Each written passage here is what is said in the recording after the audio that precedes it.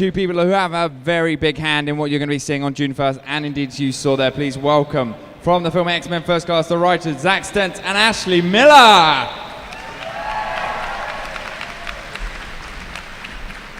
Right. They did it again.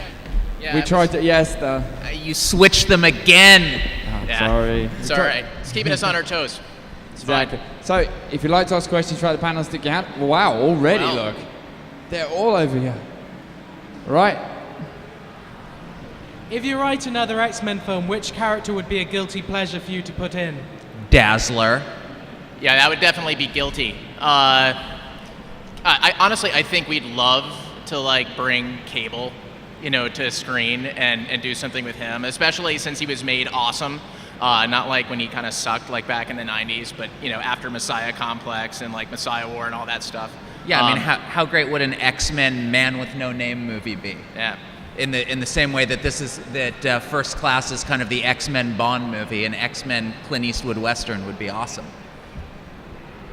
Okay, I have a question here.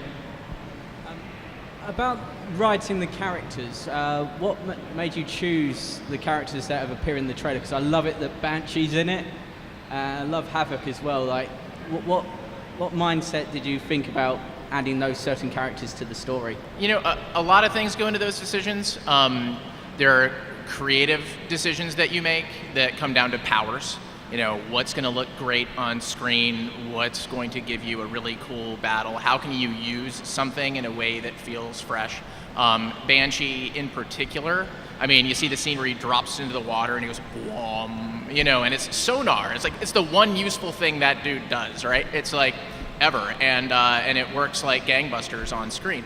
I think beyond that, you're thinking about what can you achieve as a production, what can you realize on film effectively, and then you also have to think about the characters themselves and how you characterize them and how they fit with the ensemble. Yeah, it's. I don't know if any of you saw, some of the interviews with Bryan Singer and Matthew Vaughn, where they, up until a fairly late period before production, Sunspot was going to be in it too, and that was, Bryan Singer had told us, I really love the idea of Sebastian Shaw with ice on one side in terms of Emma Frost and fire on the other in terms of Sunspot. So, you get people really thinking visually as well. I have a question off over here. How much did the setting of the film being in the 60s influence the film? Well, nobody could ever have a scene where they talk to somebody on a cell phone. But other than that, I think you try to capture the vibe of the period. Clearly there are historical details that you need to concern yourself with the second you start talking about actual historical events. But really, you're still going through the same process of finding a story and telling it. The rest is just setting. Yeah, but you can't ignore this. You can't ignore the setting. You have both the historical event of the Cuban Missile Crisis, but also just the way the characters relate to each other. The way men and women relate to each other is very much not the same now as it was in 1962. You have a little bit of the Mad Men vibe going on, and when you have Moira McTaggart as a woman in the CIA, well, you have to think about that. What would that be like in 1962? So you have a character who's very much dismissed by men because of her gender, having to prove herself in a way that you wouldn't if you had a contemporary setting. Which is kind of cool because it expands the metaphor a little bit. You let Moira be kind of a mutant in her own world and in her own way. So yeah, I mean, you definitely play those things and you try to make them a part of the fabric of the story. And we're still over on the same side. We have a question for this gentleman. Hi, I just wanted to ask, how difficult was it to write Azazel into the sort of established film universe? I'm sorry, could you I missed half of that? He asked how difficult it was to write Azazel into the established film universe. I mean, look, number one, there is a lot of stuff that's played fast and loose in terms of the comic book continuity, because the continuity that matters the most for the film is the film continuity, particularly X-Men and X2. There are elements of the comic book continuity that would fit in with the time, of the previous established X-Men movies that you couldn't really fit in with the vibe of them. The other thing is that, we knew very early on that a teleporter would be cool. There were different iterations of this where it was, Vanisher before it was Azazel. And I think that, Azazel, just kind of the look of Azazel when he's not bamfing around is kind of awesome. And that, that gets back to what Zack was saying about you're trying to make decisions in a visual way, in a cinematic way, on top of what's a story function. Yeah, I think the filmmakers very much had the imagery in their mind of, well, imagine that cool kind of blue-black smoke when Nightcrawler appeared, but imagine that red and black, and it's like he's teleporting out of hell itself and bringing it with him, and that very much given the function that he has in the story as the kind of hatchet man of the Hellfire Club. It ends up being very effective visually. I have a question still on this side. I was just wondering if you, noticing on there you've got Havoc. Is there any relationship between Havoc and Cyclops in this movie continuity? My personal druthers would be to say yes, there should be, even though the ages are wrong. I mean, there's a world where you just say, he's Vulcan, but really we're calling him Havoc. Continuity kind of gives you some room to play a little bit. Ultimately, in terms of who the characters are, it's not important for the story of the films that Scott be the oldest and Alex be the youngest, and that they have that relationship. Or their dad was just a really virile guy for a lot of decades. Which he was. They didn't call him the Starjammer for nothing. So. And we have a question here at the front.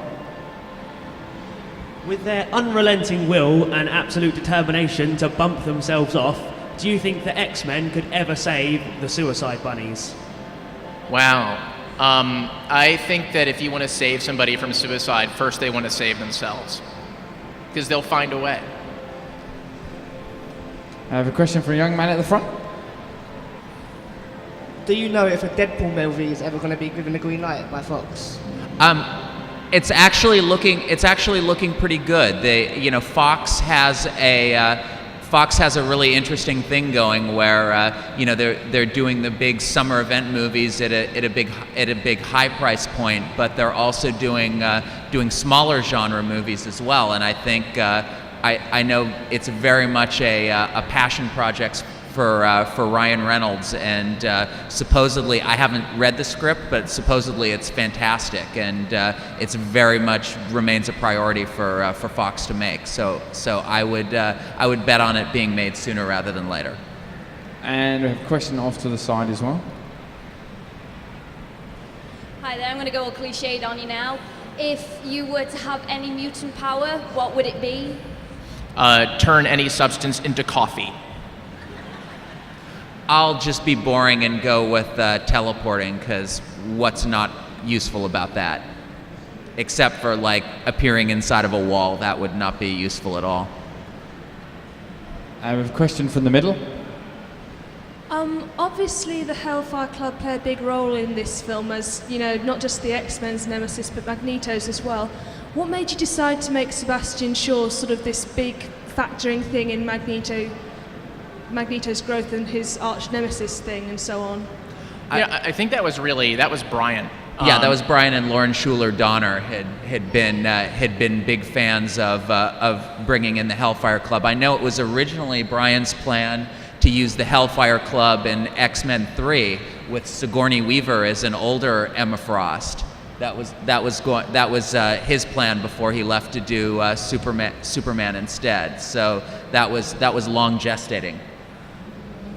I have a question again from the middle. I'm not an expert in comics, but is this film, does it take elements from particular X-Men comics, the storyline? You'll find moments in there, like obviously you saw in the preview the submarine lift. I mean, that's a very when Magneto in the comic books lifts the Leningrad, that's a very iconic moment. You're going to find moments more than particular storylines in here, because this in a way kind of picks up before even the comics find the Magneto Charles relationship. And we're towards the back in the middle again. We have a question. Yeah, just going back to the Havoc thing. Why was it that Havoc was chosen over Cyclops as the sort of standard Summers choice? Because Cyclops would have to be 50 years old when we meet him in X1. Because he already exists inside the film continuity, so you can't. I mean, you could. Well, no. The math doesn't work. That's really Cyclops zygote. No, we get that question a lot. You hear that, it's like, well, why aren't you using? It's called First Class, but you're not using the First Class from the comic book, and you have to accept that the continuity of the movies has been set already in terms of who those characters are. You've already seen Jean Grey and Cyclops as adults in the 2000s. So if you're going to do a prequel that shows Charles and Eric when they're younger, you're going to need to use different characters, even if they serve roughly analogous functions. But we still got Beast in there. He was one of the originals. And we have a question towards the back. Since we're watching about how Xavier's growing up, will we ever find out how he lost the use of his legs? I would say watch the whole movie. Like, the whole movie. Like, yeah, don't skip get up any to bit. pee at the hour and 45-minute mark. No. And will we find out at any point how he loses his hair? God, you know what I hope? I really hope. I hope that he loses his hair just because that's what his gene is, He just gets bald. It's not a mutation. It's just loses his hair, That's his real power, to lose his hair. That's exactly right. And if you guys, you're comic book fans, from what we found out yesterday, but if you could create your own, if you could literally take any comic book character that you love and make a movie out of it, what would it be and why? I think we would dearly love to reboot the Fantastic Four. Because wow, there's a franchise that's crying out for just amazing film treatment, and I think honestly, where the films went wrong is that the Fantastic Four aren't superheroes; they're adventurers. They go out into space, across dimensions. They have like big world-shaking adventures, and we haven't seen that. You could do like Star Wars meets superheroes in a big way. That could be kind of awesome. I think we kind of love Power Pack for similar reasons, because we also love the family dynamic. That would be my two. Yeah, I'm sort of obsessed with. I would love to do a movie of the Grant Morrison run on Doom Patrol. It's just such the bizarre funhouse mirror version of the X-Men, and the kind of dark, tragic superhero team, and I think it'd make a fantastic movie. Yeah, I just would make about $10, but I'd watch it. I just want to make one adjustment to that, where Negative Man's power is actually he's just got a bad attitude about everything. Yeah, exactly. And we'll stay in the middle. We've got a gentleman here. Now that this film's gone back in time, we see Xavier younger. What can we expect movie-wise next for the X-Men after this? I think it's very possible that you're going to see kind of two tracks of X-Men movies. That you're going to see more movies set in this continuity. If knock on wood, this does well. So you'll see others set in the 60s and 70s and so forth. But I think you'll also continue to see movies set in the modern X-Men continuity. Yeah. And we're back towards the front. Sorry. I was wanting to ask you, what plans does Fox have for the X-Men franchise in terms of the movies? Do they want to continue with the rivalry between Magneto and Xavier, or is there any plans to bring in a super nemesis, for example, Apocalypse? Honestly, I don't know that anybody's thought that far ahead. I think that in terms of, what drives the stories, I mean, the reality is that the most interesting dramatic engine is between Charles and Eric. I don't care what era you're talking about, because that's where the meatiest conflict is. I mean, will there be other villains? I'm sure. I'm positive of it. You have to keep the franchise fresh, but I don't know that anybody's had that discussion. Yeah, I think what's made the X-Men such a great franchise and such a great series of movies is that at the end of the day this isn't a movie about a hero and a bad guy punching each other. That it's about the conflict between two different worldviews. So if you bring in another villain, it's going to have to be someone who doesn't just represent someone with cool powers, but someone who represents a worldview that's a challenge to the heroes as well. And staying at the front, we have a question from a lady. Do you have a favourite mutant? If so, how do you remain impartial when writing? I'd say in this film, I think I started off loving Magneto the most, and then I kind of fell in love with Mystique because I think we found something interesting and new to say about her. And she turned out, I think, to have the most subtle and interesting arc of any character in the film. Yeah, I'd say largely the same, and additionally, I think the Charles character, who you think is going to be very difficult to write because Patrick Stewart's performance was so indelible, but he was such an embodiment of virtue and wisdom and decency and all of these other great virtues, and you want to kind of get him a little dirty and find him at a time in his life before he had reached that point, yet had all of those good qualities within him waiting to come out. And that turned out to be a really interesting character arc too, how someone grows from not very incredibly talented but not very confident young man into someone who has the ego and has the wherewithal to think, yes, I am going to gather all of the mutants to me and be their leader, and that's a really interesting mindset. And we have a question at the front. Yeah, I just wanted to ask, you mentioned earlier about a lot of films that get being rebooted, James Bond, Batman, etc. The tone of the films have gone, for me, they've gone a lot darker, a bit more real to the comics.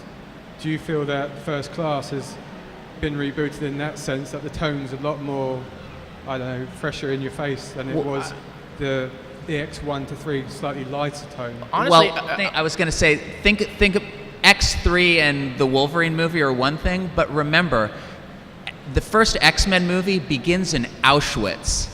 It's tough to get much darker than that. I'd like, we like to say that X1 probably kicked off the new wave of darker, more realistic superhero movies. So I think it's very much in keeping with that. It's not exactly Dark Knight levels of that, but it's very much in the kind of wheelhouse of X1 and X2. Well, yeah, I think that's also true. I mean, certainly tonally, I think there's kind of a perfect match between First Class and X1 and X2. And what Zack said about The Dark Knight is, look, The Dark Knight is a movie about losing hope, about having no hope, about having hope completely destroyed. And it doesn't find it again until like the last frame of the film. That's it. In this movie, hope is very much at the forefront of what every character's journey is, and some gain it, and some lose it, and so it's bittersweet. It's melancholy. It's nobody is deconstructed to the point where there is nothing left of them. They are just built into either better or worse in some respects versions of themselves. And I think that's what defined Brian's original X-Men film and defined X2, and I think in many ways was lacking from X3 and Wolverine. We're right up in the back. We have a gentleman here. Hi, just wanted to ask, in general, what's the relationship going to go on between Havoc and Cyclops? I mean, without giving too much away, how's all that going to be explained? Because obviously Havoc was Cyclops' younger brother. He's obviously not his younger brother No, here, the comics. but he is called out as his last name. His last name is Summers. He's still a Summers, isn't he? He is still a Summers. Is that going to be explained much into what? I Put a guess pin it's in it. possible. It's like if it's important to a story, then yes. I just don't. That's a question that's like really so far down in the detail of what would be to come that I don't know that anybody knows that. You're right in that there's an interesting idea in dealing with the legacy, of being a mutant, of literally having family who's been through what you have been. But has anybody talked about how that plays into a future film? Not that we know of. Yeah, someone might know whether he's older brother or dad, but they haven't told us. Right, a question in the front. As you said, X-Men is a conflict of viewpoints. Is it difficult to write that without just becoming preachy and taking one side? Absolutely not, because both of them, it goes back to the first couple movies where the analogy that Brian always used was Martin Luther King and Malcolm X. Both of them wanted the same thing. They wanted their people to their people to live in freedom, but had very different approaches to that, and each of them had kind of been taught by life to that was the way to go. So I think when your characters have strong viewpoints, but they have them for emotional rather than just intellectual reasons, that's the stuff of drama rather than a dry policy debate. I think the other thing is it's about how you approach it in the writing. I mean, look, there are two different ways to approach a clash of viewpoints. One way is that you have Charles say, no, Eric, we have to live in peace and show the humans that we're good. And you know what? It's valid to have him say that. And for Eric to say, no, the humans just want to kill us. They fear us, they hate us, and we have to strike before they eliminate us completely. Okay, and it's valid for him to say that. But if that's all they say, I don't care. What I want to see is what they do.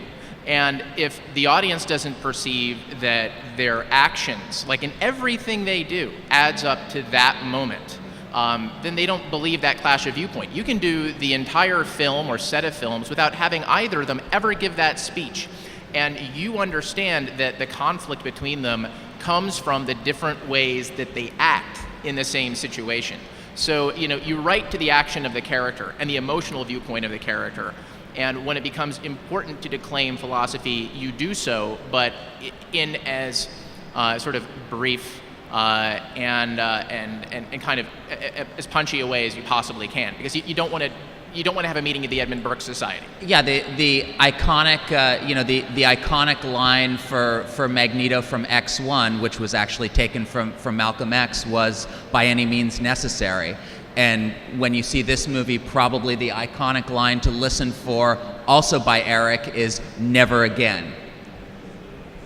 You got their appetites are wet now. And we got a question at the back here from a young man who's journeyed up to see us on his birthday. Happy birthday. We'll blow out candles if you have a cake. I was just wondering, where do you get all your inspiration from? Desperation. Inspiration. No. Desperation is where the inspiration comes from. Desperation and caffeine. Yeah, desperation and caffeine. Thus my desire to have the power to turn anything into coffee, because I need a lot of it. I think that inspiration comes from what moves you, and you write about what moves you, and that kind of informs how you define your characters, how you define the things that they go through, and ultimately how they come out the end of it. Yeah, you dig into your own kind of, you dig into history, you dig into your own kind of stored memories and things like that. You try and find points of similarity and points of contact between you and the characters that you're writing. If it's wow, we're meeting the X-Men. We have Charles and Raven when Charles is still at university. It's you remember when you were at university and and how you felt about your best friend and things like that. It's amazing. Even something like a big superhero movie can be very personal. And you also wrote the Thor movie as well.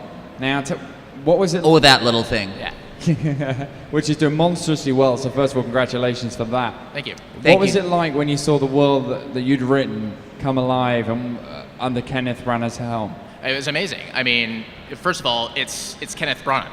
I saw Henry V that changed my life. It actually turned me into an English literature major. And made me realize that Shakespeare wasn't boring, that Shakespeare was writing for the cheap seats, that he was exciting.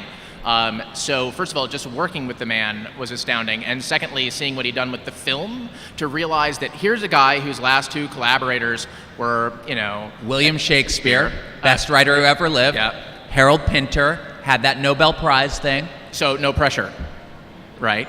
So no, that was quite fantastic. Yeah, the thing that one of the things that amazed me is you're sitting down and you're writing. It's like interior all thing, or interior Heimdall's observatory, and you're thinking, okay, I wonder what that's going to look like. I guess they'll probably have the actors in front of green screen and just kind of fill it all in with CGI like the Star Wars prequels. And then you go to your set visit in the Marvel Studios down in Manhattan Beach, and you walk in a room not too unlike this, and you see 30 feet high, stretching around you 360 degrees, the set, Heimdall's observatory, and there's Idris Elba, who appears to be 8 feet tall, with a he is actually 8 feet tall. With a sword that's about 6 feet tall, standing in front of it, and you can't believe that they brought this world to life. And the damn thing works, by the way. You can actually use it to travel around. That's how we got through traffic in Los Angeles. We just used the Bifrost. Barely got through Jotunheim, though. We've got time for one last question from this gentleman in the front. If you could take yourself out of the Marvel universe and put yourself into the DC universe, which character would you like to bring to the big screen? That hasn't been done yet. I'd say, there's a sick part of me that's like, poor Wonder Woman, right? It never seems to go right for her. She's this iconic character. She's awesome, but the general public says, oh, she's the one who spins around and flies in the invisible jet and all that. It's like, no, man. It's like, she's the one who gutted Max Lord like a fish. It's like, that's kind of what I want to see, is kind of that kick-ass version of that George Perez, like, wow, she's really an Amazon version of it. Yeah, I'd like to dig into the occult side of the DC universe more. Like Dr. Fate and Zatanna and all of those characters. I would, like 12 years ago, I would have said, wow, Books of Magic movie would be so great, and a teenage wizard with glasses and learns how to use stupid J.K. Rowling. Yeah. Well, ladies and gentlemen, join me in giving a massive round of applause to our X-Men First Con panel today, Zack Stentz and Ashley Miller. Yeah, thank you. And happy birthday again, sir. Happy birthday again. That's the end of our panels today. We'll have the cosplay masquerade, and that will be from 3:30. So if you've got a ticket, you might need